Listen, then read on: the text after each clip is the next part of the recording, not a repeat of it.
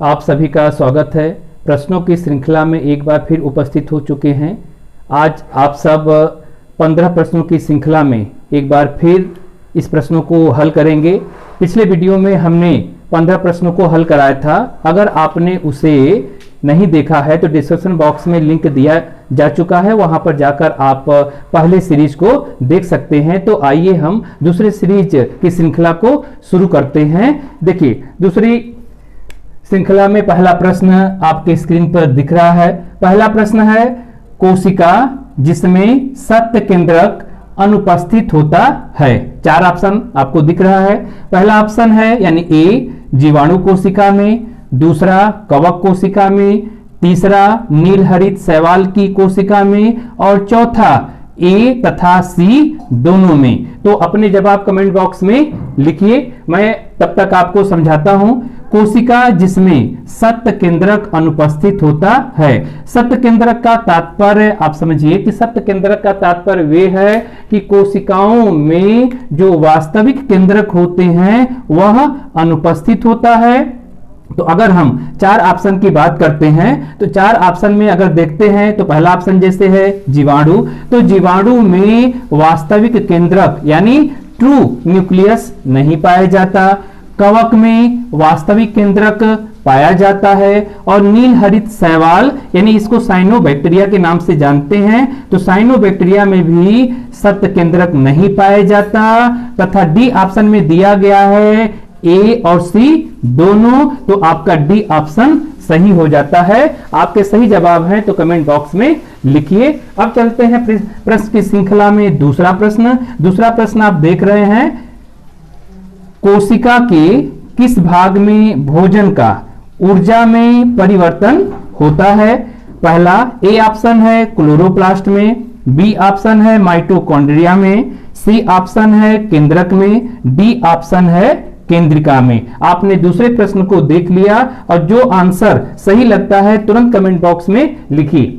देखिए, कोशिका के किस भाग में भोजन का ऊर्जा में परिवर्तन होता है, यानी कोशिका के अंदर जब भोजन का समावेशन होता है तो समावेशन होने के बाद उस भोजन को ऊर्जा में परिवर्तित करता है। तो ऊर्जा में परिवर्तित कोशिका के कौन से भाग यानी कोशिका के कौन से अंग उसे परिवर्तित कर देता है। ऑप्शन संख्या 1 देखिए क्लोरोप्लास्ट में, दूसरा है माइटोकॉन्ड्रिया में, तीसरा है केंद्रक में और जो डी ऑप्शन दिया है केंद्रिका में। आप देखेंगे क्लोरोप्लास्ट ये पौधों को हरा रंग प्रदान करता है, यानी कह सकते हैं कि भोजन को बनाने में ये मदद करता है। माइटोकॉन्ड्रिया कोशिका की वह भाग है जो भोजन को ऊर्जा में परिवर्तित करने में मदद करती है।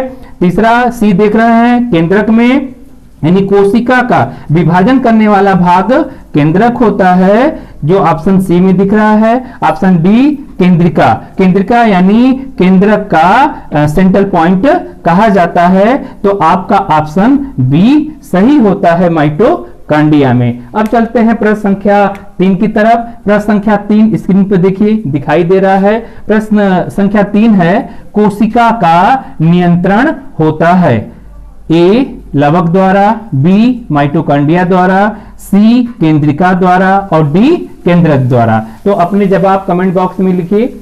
हम बता रहे हैं कोशिका का नियंत्रण यानी कोशिका को कंट्रोल कौन करता है, तो कोशिका को कंट्रोल लवक क्या है, एक प्रकार का कह सकते हैं पदार्थ है जो पौधों में पाया जाता है और पौधों में पाए जाने के कारण पौधों को यह कलर प्रदान करता है। अगर लवक की बात करें तो लवक यहाँ पर 3 प्रकार की होती है, आपको पता ही है, वर्णी लवक, अवर्णी लवक और क्लोरोप्लास्ट होती है। दूसरा ऑप्शन चलते हैं बी की तरफ, माइटोकॉन्ड्रिया, तो आपको पता ही है कि माइटोकॉन्ड्रिया भोजन को ऊर्जा में बदलने में मदद करती है। और सी ऑप्शन देख रहा है केंद्रिका यानी केंद्रक का केंद्र पॉइंट होता है जिसे हम केंद्रिका कहते हैं। और डी ऑप्शन आपको दिख रहा है केंद्रक, और केंद्रक क्या करता है, कोशिका को नियंत्रण करने में मदद करता है। तो आपका ऑप्शन बी सही हो जाएगा। अब चलते हैं प्रश्न संख्या 4 की तरफ। प्रश्न संख्या 4 आप देख रहे हैं, यदि कोशिका के राइबोसोम नष्ट कर दिए जाएं तो क्या होगा? ए ऑप्शन है शोषण नहीं होगा, बी ऑप्शन है वसा संचयन नहीं होगा, सी प्रकाश संश्लेषण नहीं होगा, डी प्रोटीन संश्लेषण नहीं होगा। तो अपने जवाब कमेंट बॉक्स में लिखिए। देखिए, यदि कोशिका के राइबोसोम कह सकते हैं कोशिका के वह भाग होते हैं जो प्रोटीन संश्लेषण में मदद करते हैं, तो ऑप्शन चौथा जो है क्या कर रहा है कि प्रोटीन संश्लेषण नहीं होगा, यानी कोशिका के राइबोसोम को अगर नष्ट कर दिया जाए तो प्रोटीन संश्लेषण की क्रिया नहीं होगी, यानी प्रश्न संख्या 4 का ऑप्शन संख्या डी सही हो जाएगा। अभी आपके सामने 4 प्रश्नों को हल कर दिया गया। अब चलते हैं 5वें प्रश्न की तरफ, और 5वें प्रश्न जो आपके स्क्रीन पर दिख रहा है, 5वां प्रश्न आपका है कोशिकांग जिसमें जलीय अपघटन वाले एंजाइम होते हैं। पहला ऑप्शन है लाइसोसोम, दूसरा ऑप्शन है राइबोसोम, तीसरा ऑप्शन है माइक्रोसोम और चौथा ऑप्शन है ये सभी। तो आपको तुरंत पकड़ना होगा कि कोशिकांग यानी कोशिका के वे अंग जिसमें जलीय अपघटन होता है। जलीय अपघटन यानी अंग्रेजी में से कहते हैं हाइड्रोलिसिस की क्रिया होती है। तो हाइड्रोलिसिस की क्रिया होने पर एंजाइम कह सकते हैं, उसमें एंजाइम का प्रोसेसिंग होता है। तो इसमें जो 4 ऑप्शन दिया है, चारों ऑप्शन में से कौन से अंग इसके सहयोगी होते हैं? तो इसमें लाइसोसोम सहयोगी होते हैं। तो आपको पता है कि लाइसोसोम को कोशिका का आत्मघाती थैली भी कहा जाता है। राइबोसोम के बारे में भी पता है कि राइबोसोम को प्रोटीन संश्लेषण करने वाला एक कोशिका के अंग होते हैं। तो आपने प्रश्न संख्या 5 का उत्तर देख लिया, यानी लाइसोसोम इसका सही हो जाएगा। अब चलते हैं प्रश्न संख्या 6 की तरफ। प्रश्न संख्या 6 में दिया गया है जीन में होता है, पहला है हिस्टोन, दूसरा है हाइड्रोकार्बन, तीसरा है लिपोप्रोटीन, चौथा है पॉलीन्यूक्लियोटाइड। तो जीन क्या है? जीन डीएनए की तरह ही ये भी आनुवंशिक पदार्थ के रूप में होता है। अब ये जीन क्या होता है? तो जीन एक न्यूक्लियाइडों का या कह सकते हैं न्यूक्लियोटाइडों का एक समूह होता है, यानी हम यहाँ पर कह सकते हैं डीएनए तथा आरएनए ये दोनों का एक समूह माना जाता है। इसलिए यहाँ पर ऑप्शन संख्या 4 पॉलीन्यूक्लियोटाइड सही होता है। अब चलते हैं प्रश्न संख्या 7 की तरफ। प्रश्न संख्या 7 आपके स्क्रीन पर दिख रहा है। देखिए प्रश्न संख्या 7 है कोशिका में म्यूटेशन का बिंदु है। पहला ऑप्शन केंद्रक, दूसरा ऑप्शन गुणसूत्र, तीसरा ऑप्शन जीन और चौथा ऑप्शन है सेंट्रोमियर। यानी कह रहा है कि कोशिका में जो म्यूटेशन होता है, म्यूटेशन यानी कह सकते हैं कि कोशिकाएं अपना रूप बदल कर या नई कोशिका का निर्माण करती है। तो इसका बिंदु कौन है? यानी केंद्रक नहीं होगा, पता है आपको, गुणसूत्र में भी नहीं होगा, सेंट्रोमियर में भी नहीं होगा, लेकिन कोशिका जो म्यूटेशन करती है वह जीन के द्वारा करती है, यानी जीन ही इसका कह सकते हैं मुख्य बिंदु होता है। अब चलते हैं प्रश्न संख्या 8 की तरफ। प्रश्न संख्या 8 जो आपके स्क्रीन पर दिख रहा है, गुणसूत्रों जिनकी भुजाएं बराबर होती हैं कहलाते हैं। यानी क्या कर रहा है? क्रोमोसोम की जिनकी भुजाएं बराबर होती है तो उनको हम क्या कहते हैं? मेटासेट्रिक, टीलोसेट्रिक, एक्रोसेट्रिक, ए और बी दोनों। तो आपके जो भी जवाब है कमेंट बॉक्स में लिखिए। देखिए ध्यान रखिएगा कि गुणसूत्र की भुजाएं करा बराबर होती हैं। तो आपको पता है कि मानव की बात करें तो मानव में टोटल गुणसूत्रों की संख्या 46 होती है, जिनमें से 44 गुणसूत्र समान होते हैं, यानी यह इनका आकार समान होगा। और 44 के बाद जो आपके बचेंगे 45 और 46 यानी 2, और ये गुणसूत्र असमान होते हैं। तो ध्यान रखिएगा जो 44 गुणसूत्र समान होते हैं उन्हें कहा जाता है मेटासेंट्रिक कहा जाता है। तो आपका पहला ऑप्शन सही हो जाता है।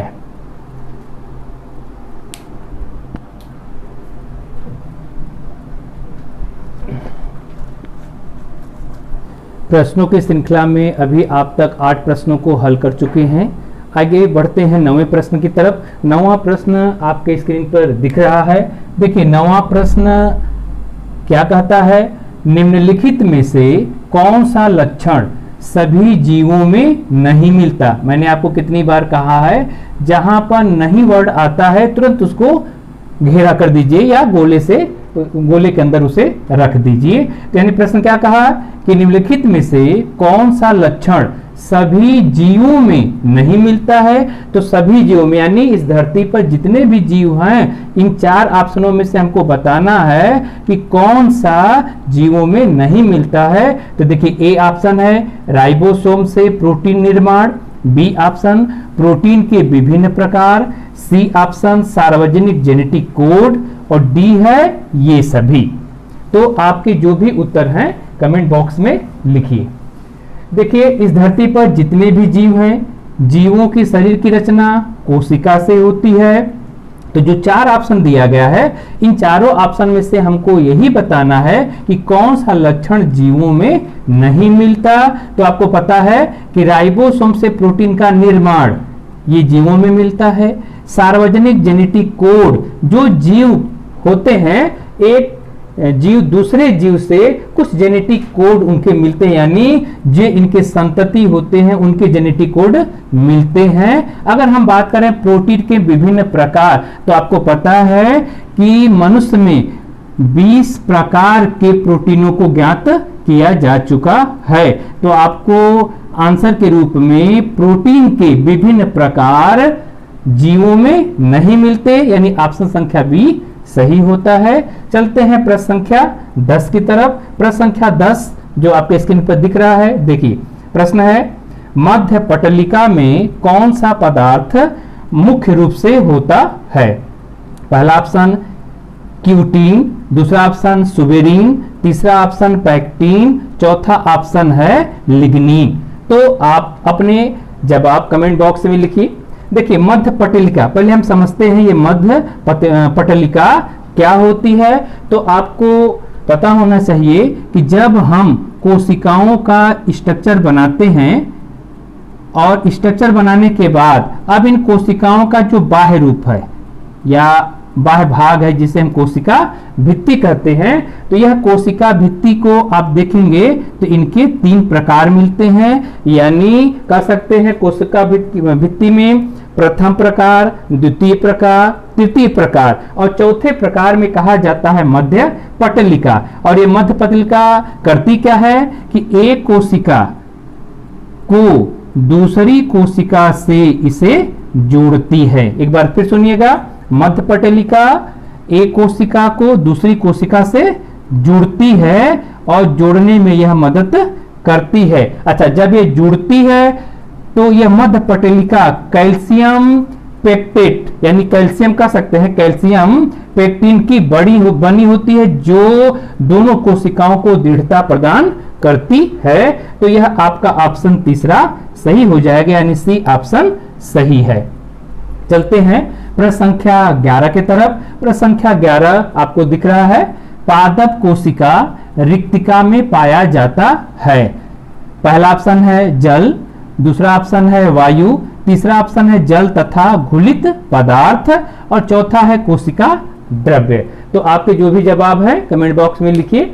यानी पादप कोशिका कह सकते हैं कि पौधों में पाए जाने वाली कोशिका में जो रिक्तिका जब पाई जाती है तो यह रिक्तिका करती क्या है। तो आपको पता होना चाहिए कि पादप कोशिका में ही सिर्फ वैक्यूल्स पाया जाता है और इस वैक्यूल्स को हम यहाँ पर फूड वैक्यूल्स के नाम से जान सकते हैं। तो इस फूड वैक्यूल्स यानी रिक्तिका के अंदर जल और घुलित पदार्थ आदि संचित होते हैं। तो ऑप्शन संख्या सी सही होता है। अब चलते हैं प्रश्न संख्या 12 की तरफ। प्रश्न संख्या 12 देखिए स्क्रीन पर दिख रहा है आपको, माइटोकॉन्ड्रिया तथा क्लोरोप्लास्ट में क्या समान है। एक बार फिर सुनिएगा, माइटोकॉन्ड्रिया क्लोरोप्लास्ट में क्या समान है। तो आप देखिए पहला ऑप्शन जीवाणु समान झिल्लियां होती हैं, बी है यानी दूसरा ऑप्शन डीएनए मिलता है, सी यानी तीसरा ऑप्शन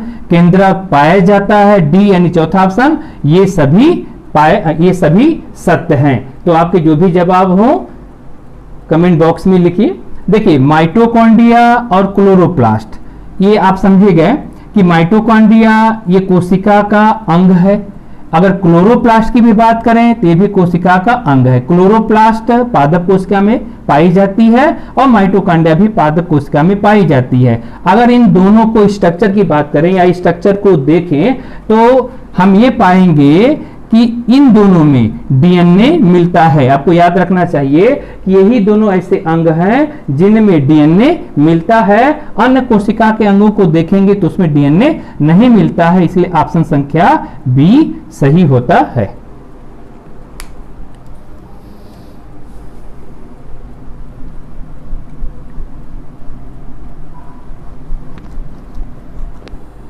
अभी आप सब प्रश्नों की श्रृंखला में 12 प्रश्नों को हल कर चुके। अब 13वें प्रश्न की तरफ बढ़ते हैं। 13वां प्रश्न आपको स्क्रीन पर दिख रहा है। देखिए 13वां प्रश्न क्या है, गुणसूत्रों पर जीन व्यवस्थित होते हैं। पहला ऑप्शन है अंडाकार रूप में, दूसरा ऑप्शन है रेखीय क्रम में, और तीसरा ऑप्शन है सर्पिल क्रम में, और चौथा है किसी निश्चित क्रम में नहीं। तो आप अपने जवाब कमेंट बॉक्स में लिखिए। देखिए गुणसूत्र पर जीन, देखिए गुणसूत्र कोशिका के अंदर पाए जाने वाली कह सकते हैं कि थ्रेड लाइक स्ट्रक्चर होती है। यानी कह सकते हैं जब कोशिकाएं विभाजन करती हैं तो उसी विभाजन में गुणसूत्र पहले थ्रेड लाइक स्ट्रक्चर में होता है, तो उसी गुणसूत्रों पर जीन भी व्यवस्थित क्रम में होते हैं। और जिस क्रम में यह व्यवस्थित होते हैं, यानी कौन, जीन, जिस क्रम में जीन व्यवस्थित होते हैं उसे क्या कहा जाता है, तो रेखीय क्रम कहा जाता है। यानी दूसरा ऑप्शन आपका सही है। चलते हैं प्रश्न संख्या 14 के तरफ। प्रश्न संख्या 14 जो आपके स्क्रीन पर दिख रहा है, देखिए पादप कोशिका को सर्वप्रथम किसने देखा?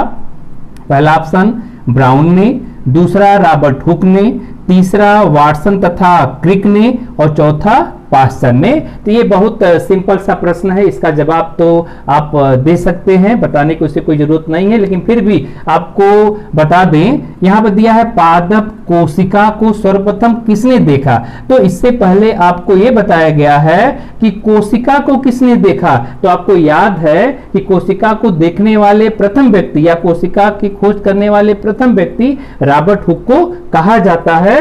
तो यह कोशिकाएं दो रूपों में है, यानी जंतु की कोशिका में भी और कह सकते हैं पौधों की कोशिका में भी। तो अगर हम बात करें प्रश्नों को लेकर कि प्रश्न कर रहा पादप कोशिका, तो यहां हम जंतु कोशिका भी रख दें। तो जंतु कोशिका या पादप कोशिका को सर्वप्रथम किसने देखा, या सिर्फ रखते हैं कोशिका को, तो उत्तर आएगा आपका रॉबर्ट हुक ने। यानी दूसरा ऑप्शन आपका सही है कि पादप कोशिका को सर्वप्रथम रॉबर्ट हुक ने देखा था। चलते हैं अंतिम 15वें प्रश्न की तरफ। 15वां प्रश्न आप देख रहे हैं, सबसे छोटी पादप, ध्यान से देखिएगा, सबसे छोटी पादप कोशिका खाली स्थान की है। अभी 4 ऑप्शन में से कौन होगा, कौन सा वहां पर आप भरेंगे? पहला ऑप्शन है जीवाणु, दूसरा ऑप्शन है विषाणु, तीसरा ऑप्शन है पेरेनकाइमा, चौथा है माइकोप्लाज्मा। ध्यान से इसके जवाब अगर आपको आ रहे हैं तो कमेंट बॉक्स में लिखिए। सबसे छोटी पादप कोशिका किसकी होती है? तो आपको हम बता दें, ध्यान से देखिएगा, जीवाणु ये पादप के अंतर्गत रखा गया है। ये ध्यान रखिएगा आप कि जीवाणु को पादप के अंदर क्यों, क्योंकि इसकी जो आउट कवरिंग होती है वह सेल वॉल की बनी होती है। विषाणु आपको पता है न तो ये जंतु है और न तो ये पौधों में रखा गया है। और तीसरा दिया है पेरेनकाइमा, और पेरेनकाइमा भी पता रहे यह प्रकार का ऊतक है, जो कह सकते हैं पौधों में पाया जाता है। और ऑप्शन संख्या 4 दिया है माइकोप्लाज्मा। तो माइकोप्लाज्मा क्या है? माइकोप्लाज्मा भी, यह भी एक जीवाणु का रूप है।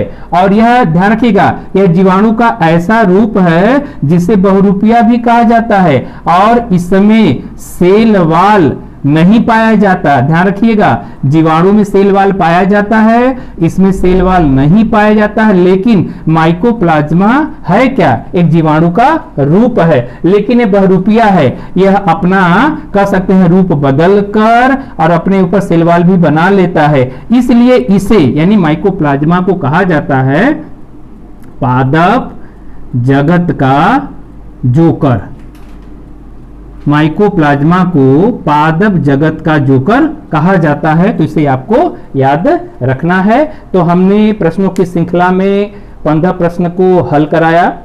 आपको यह वीडियो कैसा लगा अपने विचार कमेंट बॉक्स में जरूर लिखिएगा। आपने कितने अंक को अचीव किया है उसे भी लिखिएगा। आप सबको धन्यवाद।